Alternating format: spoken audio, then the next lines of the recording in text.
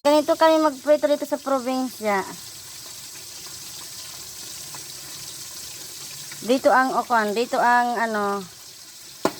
Oy, adjustment. Dito banda ang adjustment. Tumalsik pa yung ano mantika. Hindi mantika, yung mata. Minsan naman dito ang adjust para magpantay yung apoy. Ganito magprito ang Taga City. Taga City pala. Minsan naman, igaganito mo naman. Kung naubusan ka na ng ano, panggatong, na ang kukunin mo naman ay yung bakod mo. Kaya nito. Ayan. Solve na solve talaga ang pagprito ng isda. Ito, galing sa bakod namin yan. Ayan. Ayan pa yung kuha ng pako.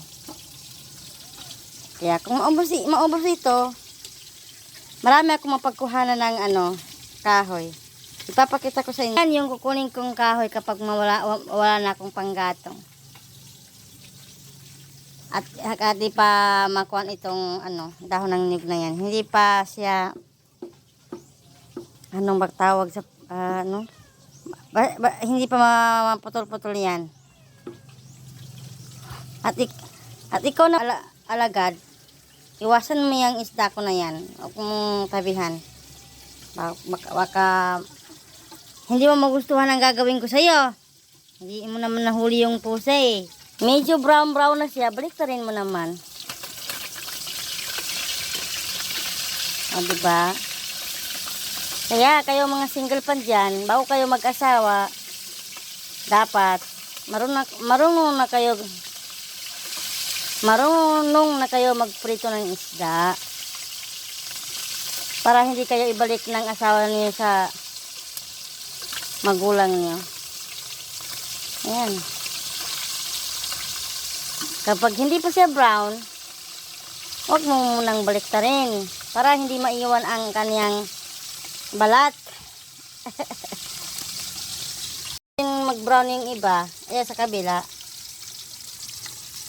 At huwag kang tanga-tanga sa pagluluto ng kanin. Kung ayaw mong kainin din ng ano, tuka-tukain ng manok ng kapitbahay ang ano, kaldero mo. Gaya ng ginawa ng manok dito. Nakalimutan ko lang, pagbalik ko, ano, wala na. Naunahan na ako. Kaya iahon na natin sa kahirapan yan.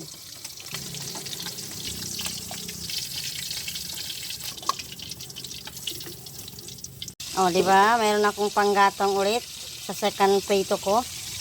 So, ihipan natin.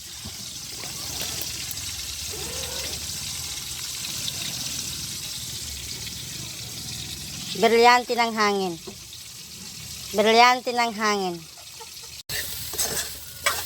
Gaya ng sabi ko sa inyo, karel. Hindi lang sa umaga pwede magsinangag. Kahit anong oras yan. Pwede. Basta may kanin ka lang. Pwede nga isangag yung kaluluto lang eh.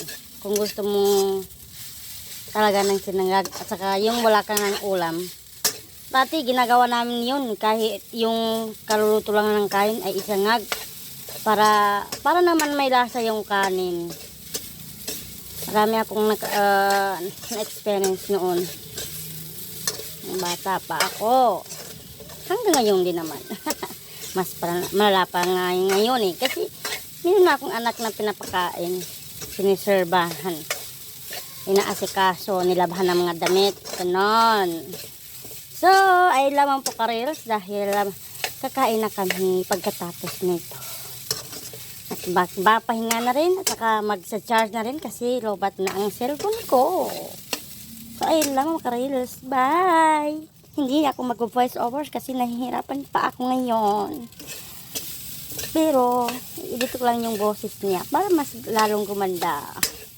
So, ayun lamang po karels. Maraming salamat sa panunood. Pakishare naman to ang video na to para mas maraming makakakita. Yes, wala naman po mawawala kung mag-share kayo ng blessings sa iba. Bye!